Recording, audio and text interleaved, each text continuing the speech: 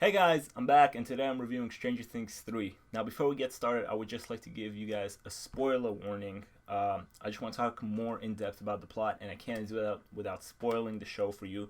So if you haven't seen it, go watch it, come back here, the review will still be here. See if you agree with some things that I say, see if you disagree. Let me know what you think in the comments about this season. And I think we'll get started. But before we get started, here. I just want to let you guys know I'm ready. I have my one Stranger Things shirt that I own on for this review. Been waiting for this my whole life. Let's do this. So first, what I want to talk about is the story.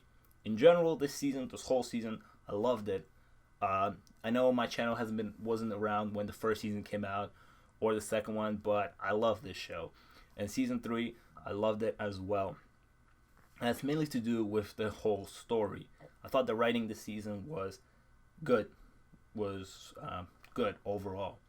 I really enjoyed the first few episodes, the setup kind of. It picks up, it's the summer, it's 4th of July weekend. We knew that from the trailers, we knew that from the date it comes out. They kind of set that up like that. But I enjoyed the character building moments, the setups. I enjoyed picking it up and seeing where everybody is. Elle's and Mike's relationship, where Dad's going, where Hopper's and Elle's relationship going, dad and daughter now, or where the rest of the friends are, where Steve's at, Jonathan and Nancy are at, and I really enjoy seeing all of that because I think the characters are great, and I think the acting is phenomenal, and that all kept me engaged into it. The supernatural stuff kind of took a backseat in the first few episodes. There's only 8 episodes a season, so in the first maybe like 3 or maybe even first 2 episodes, the supernatural stuff kind of took a backseat to the more character development moments, and I really like that. I really like the way we flushed out the different relationships that were built, different relationships that are getting built, and I thought what this season did so great. I thought it had many different fantastic character moments and just relationship moments. It had a lot of growth for a lot of different characters, and I really enjoyed that in general. One more thing I liked about the way this story was told with the characters is that the characters were separated into teams. So one team was doing some investigation in the mall, another team was fighting off monsters, and then Hopper and Joyce were doing their own thing. And I liked the way that was separated, and towards the last few episodes, they all came together, they all met at the mall. It's kind of a connective storytelling that I really enjoyed. I like how they spread everybody out across the map, but everybody was doing something that relates to the general story, and it was all brought in. Now let's talk about the supernatural stuff. I think this season is the scariest season of all 3. I think the first season had had a few horror elements, and it was really creepy, and the second season was kind of the same thing. But this season is probably the scariest season of them all, and I have to give that to the design of the monsters. The monsters this season are gross to look at, really uncomfortable to look at, just scary in general. And I mean, they're not supposed to be pretty to look at. They're supposed to make you feel uncomfortable. And I really enjoyed the character design in this, even though I didn't like looking at them. I enjoyed the character design in this season because it added to the whole horror element. And I think, in general, this season was just terrifying. Don't know if it's because I was here watching it with all the lights turned off, and that probably added to it. But I think this season is probably the scariest out of them all. But I felt like the whole Russian plot thing was just a little bit cheesy, and that's pretty much my only gripe with this season. But there are some individual character things that I want to talk about, so we'll get into that. So now let's talk about the characters. This season, all of our favorites are back. You love to see them. The gang is back, and I gotta say, all these kids do an amazing job. They all have such bright futures. Since season 1 to season 3, they are just fantastic. And I don't want to talk about all of them, but there's one that I want to talk about is Will. Will this season for me kind of takes the season off. And I really enjoyed that about his character. Because in the first season, he was kind of the main thing happening. He was kidnapped, and that drove the story. In the second season, he was possessed, and that drove the whole story again. This season, I like that they didn't beat up on him again because that would have felt way too repetitive. He did do the thing where he was still like feeling or sensing the bad things coming, but he joined the fight this year. Again, season 1, everybody was looking for him. Season 2, everybody was kind of fighting against him because he was possessed. This season, he joins the fight. It's a little bit easier on him because I would have felt that if they were gonna beat up on him again, this kid would have probably officially had the worst childhood of them all. And I really like what they did with that. And there's a second thing that I like they did with him is I like that they didn't give him a girlfriend. All the other boys, Dustin, Luke, and Mike, they all get girlfriends. And that kind of it was interesting to see, they're all growing up, hitting puberty, stuff like that. Will kind of to me seemed like he's still in that stage where he thinks the whole relationship thing, boyfriend, girlfriend, is gross. So he's not interested in that. All he wants to do is play D&D, have fun this summer. And in episode 3, there was this one scene. There was just this whole thing happened where he kind of snapped, and there was a real kind of emotional moment about like kind of growing up and childhood in general when he's in his shack and he ends up destroying it and he ends up blaming himself. He starts calling himself stupid because Mike told him that Mike basically told him that he should grow up. And I felt like that was kind of harsh for Mike to do that. For me personally, what I thought with Will is that when Mike told him to grow up and they're not going to play games for the rest of their life, I kind of thought that Will so far has had a really terrible childhood with the whole being kidnapped and possessed and being put through all these things, right? So for him, the fact that he just wanted to play games and just chill, just relax, and everybody just had drama around him, kind of made me feel for him. And at the end of episode 3, when he ends up breaking his shack that he built as a kid, kind of symbolizes his childhood, and that was really heartbreaking to see.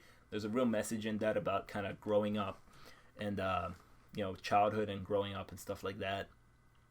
And so that was a great moment for me, and I like the fact that they didn't give him a relationship. I like that he had his own thing kind of going on. Now let's talk about the bad guy of the show, Billy. Back in season 2, when I heard that Dacre Montgomery was cast to play Billy, I just finished watching the Power Rangers movie, I think, and I just decided to look up all the actors and see what they're doing. And I heard that he was cast in Stranger Things. And I was really excited to see it because I actually enjoyed that Power Rangers movie. I grew up watching Power Rangers back in the day, and I enjoyed the Power Rangers movie that was released a few years ago, and he played the Red Power Ranger, if you didn't know. I was kind of disappointed with the way his character went in season 2. He kind of just played a generic bully. He was kind of a dick. He did that. And when the season 3 trailer came out, they showed that he's going to be the new host for this evil entity. And I thought that was very interesting. Because now it makes me think that, did they write this character in season 2 knowing what his fate would be in season 3, or how they're going to use him in season 3? Or did they finish season 2 and thought, okay, so in season 3 we're going to give him this whole other arc? Because that whole arc is fantastic. He goes on from being this dickhead, kind of just bully who only cares about himself and girls and stuff like that, to being possessed and he doesn't know what's happening. So much evil is just happening around him. And I gotta say, Dacre Montgomery does a fantastic job. I mean, he's given more to do this season, and he does a fantastic job. You could really see. I felt bad for Billy personally, because yes, he's a dick, right? But then he gets possessed. He doesn't know what's happening to him. He doesn't have anybody to explain to him what's happening to him, like Will did in season 2. He basically just doesn't know what's happening, and at the end of the day, he does sacrifice himself, and he never returns back to his normal life. Like, his life just kind of changes in an instance, and I personally felt bad for the guy, and a lot of it has to go down to Dacre Montgomery's performance, and plus, when he was doing a bunch of evil stuff, it was really menacing as well. So Billy, really enjoyed him this season. Now let's talk about the dad of this show. No, not Steve. Hopper. Hopper gets more of like a dad role this season. Last season, he was kind of guarding over 11, but they were hiding. But now 11 is like out in the world. She goes to high school. She has a relationship with Mike. It's more of like a real kind of, and he's now her official dad, right? So it's more of like a dad-daughter type of thing. And he gets the dad bod. He gets bigger now. And in general, I really liked Hopper. Hopper, again, is fantastic. Just like the kids, David Harbour does a fantastic job playing Hopper. Hopper is probably, one of my favorite characters in the show. He's a fan favorite. And that's what makes me think is that at the end, he's not dead. Come on. Like, he's not. Right? Like, just the way they cut up his death. For me personally, when a major character dies, if they don't show it and there's a bunch of supernatural things happening, probably survived. Listen, he probably did. But then again, I have a little bit of doubts because we saw like a bunch of randoms just die very brutally when that thing exploded. So maybe they cut away from him so we don't see that happen to him because he is a fan favorite. But I really enjoyed Hopper in this season, and I really enjoyed his relationship with Winona Ryder's Joyce Byers. Because again, at the end of season 2, they set up that whole Joyce and Hopper relationship. Maybe it will happen. And this season we just jump straight into it. Hopper is asking her out on dates. She seems comfortable with it. She seems fine with it. So we're doing that whole thing. And so again, but what I want to say is that I do not think Hopper is dead. Especially in that post-credit scene with the whole American thing. That could be him. Maybe he got transported there or something. But he's definitely still alive. Like, come on. He is. Probably. Could be a psych out, but I'm fingers crossed that he's still alive. I think he's still alive. He's a fan favorite. He can't do that. Now, another duo that I want to talk about is Steve and Robin. Robin is the new addition to the character list, and I thought she was fantastic. What I really liked about their duo is how the twist that they did with their relationship. I thought it was a bit way too on the nose that they were going to potentially get together at the end. So I like that they kind of, in a way, flipped it on its head, that was not going to happen, that they're just really good friends. But what I like about their adventure is, again, we get more Steve and Dustin. Steve has to be probably my favorite, or at least top 2 favorite characters from the show. Just fantastic character development from season 1 of being a douchebag to season 3 being one of the most likable characters ever in this show, right? And in season 4, because there is going to be a season 4, I'm going to need more Dustin and Steve adventures because that duo is just phenomenal. And I would really welcome an addition of Robin because I thought she was great too. Moving on, one of the characters I want to talk about that I kind of didn't like is the Terminator. I'm going to call him the Terminator. He's supposed to be like this badass Russian assassin or whatever, but he is so much like the Terminator. This reference is like so much. I'm pretty sure the writers just wrote in and gave it to the actor and were like, listen, we need you to act just like the Terminator. And his performance was just it was too much for me. Every single time he was on screen, he had me dying laughing because I was like, why are you acting like Terminator? This reference is just way too much for me. Please stop. Like, his character was way too much. And some notable mentions that I want to give to some characters is Alexei. I thought he was just a fun character to add. He didn't have much to do. He was in the show for like a little bit, but the little bit that he was in was great. And his actual final death was actually kind of sad because you start to like the character a little bit. Also, Murray's back, and Murray's just a fun, wacky character too that you like. And I personally also like the mayor. I just like the way he talks, and he was this sleazy politician that you couldn't trust, but he was played great in my opinion. And those are some character things that I just want to talk about. Now let's talk about the final. I really liked the final. There was a lot of great things happening in it. Personally, I think so. But before we get started to all the things that I liked, I'll just like to say one thing about the final that I didn't like. Is I felt like there was this one bit that they played. It was Dustin and his girlfriend. First of all, in the beginning of the season, I don't know how nobody believed that he had a girlfriend. I mean, this man went on top of this huge hill to build this huge radio tower just to talk to his girlfriend, and people still don't believe him and what they think it's like a joke or something that he would do all this just to lie. But yes, so we finally find out that Dustin's girlfriend is real. To be honest, I kind of forgot about that plot line until he called her, but she's real. And they do this whole musical number, and personally, I wasn't feeling it. I felt like it was a bit too long. Sure, you could have had it, but it needed to be much shorter than it actually was. Because I felt like the setup for it, you set up a really dire situation here. A lot of the characters around are in trouble and really need this code. And the musical number felt extremely out of place and should have been much shorter than it is. I really expected Erica to tell Dustin, hey, shut up. We need to give us the code now. But yes, I just felt like that musical number was a bit too long. That's the only kind of gripe I have with the final. But there was a lot of great things about the final that I really liked. So they defeat the monster, and unfortunately, Billy dies, which actually kind of surprised me. I thought they were going to go the route that they were going to suck out the monster out of him like they did with Will, and Billy was going to go back to his normal life, but he was not going to be like a dick because this experience like changed him as a character or whatever.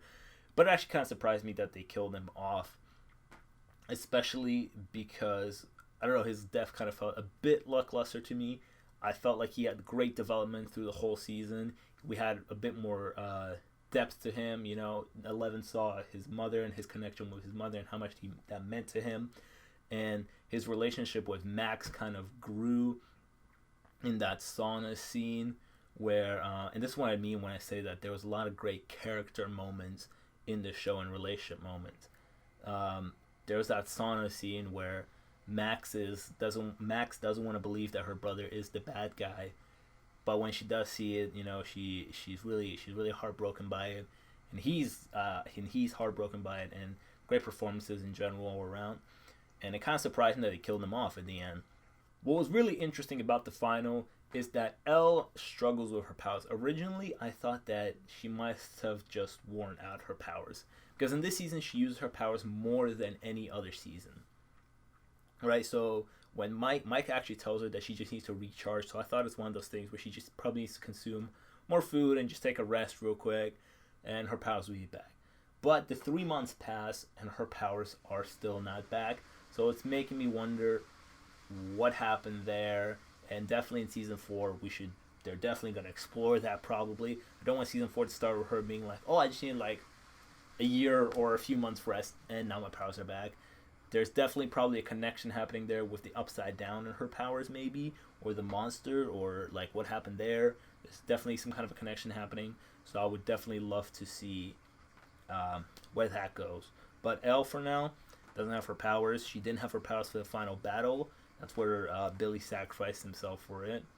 But it's a very interesting turn they took. Also, at the end, Hopper dies, right? And so after Hopper dies, for the last 5 minutes of the show, I'm thinking, where does Elle go now? She doesn't have a dad, right? And I thought that the best choice for her was to be with the Byers, Joyce, to maybe adopt her or take her in. And that's exactly what they do. And so now the Byers are moving out. Which I also thought about this with the Byers. It's not just Will in general had a summer off. The Byers in general had a summer off. Because in season 1 and 2, Will is going through a lot, right? And his brother and his mother are like connected to him, so they're also going through a lot. There's a lot of drama, there's a lot of crying, and Jonathan in distress, and Winona Ryder is in distress all the time. And in this season, there's different vibes to Jonathan and Joyce as characters. There's more kind of hope, and Joyce actually seems she's having a little more fun in this show. I know there's still like a lot happening, and the stakes are really dire, but I don't know. To me personally, it just felt like there was a different vibe going on with the characters, the Byers in general. If they take a summer off, they're not in distress. They're just trying to help out and solve this problem that's happening. So Elle and the Byers move out, and I'm interested to see in season 4 where that goes, because they have now moved out of Hawkins. We don't know where they moved out, which I thought was an interesting thing, to not say where they moved out. I thought that could have added to more juice to the ending and the story, but we don't know where they moved out, but definitely they're going to be sucked back in. Especially now that they take 11 with them, and we all know that 11 is going to be back. So whatever happens, that family and 11 will be back definitely for season 4. But I like that ended with them moving out because, like Hopper said, Joyce was selling her house originally, and Hopper was really trying to make her stay. And you could see that she was considering to staying just for Hopper. Now that Hopper is gone, she's not staying. So I really felt like that was a great decision for the characters. And the final point of the show that I want to talk about is Hopper's letter. I thought that Hopper's letter was really emotional, really sad, really hits you in the feelings. It was a fantastic wrap to the character, which kind of made me a little more skeptical if he's gonna come back, because I thought that letter was such a great ending to the character that, like, what if he comes back and that letter kind of loses its value a little bit? Because I thought, again, really emotional, really heartfelt letter that he left for Elle. So that was my review of Stranger Things 3. Again, really enjoyed it. Fantastic. This show is just on a heater right now. They're doing a lot of great things. This season had a lot of great character moments, a lot of great relationship moments. What I forgot to mention is the production. It's just beautiful. I loved seeing the 80s mall. I was just at the mall the other day, and the mall that I went to was all like white tiling. It was not colorful or anything, and I was really amazed between the contrast of malls of today and malls back then, or at least how this show portrays malls. The production is amazing. The cinematography is fantastic, by the way. There's so many beautiful shots in this show that I really love. It's all great. The special effects is fantastic. Again, the monster designs are just terrifying. Again, just forgot to give the production design some credit, and I really want to do that. So, amazing job in general. The acting is amazing. Every character is just as interesting as always. The new characters are great too. And in general, this season was a blast. I mean, the show, again, is just clean sweep. All 3 seasons, great in my opinion. I really enjoyed it. But yes, let me know what you think about Stranger Things 3 if you have seen it. I binge watched it over like 2 days. I know it's the 8th already. I'm kind of slacking, actually. It came out on the 4th. I should have been done with this by like the 5th. But a little bit slacking. I finished it like 2 days ago and just got to this review. But yes, I'm losing track now of what I'm saying. Again, Stranger Things 3 was great. Let me know what you think in the comments about Stranger Things 3. Make sure to like, subscribe. I'd really appreciate it. Check out the other reviews that I have on this channel. And I'll see you some other day.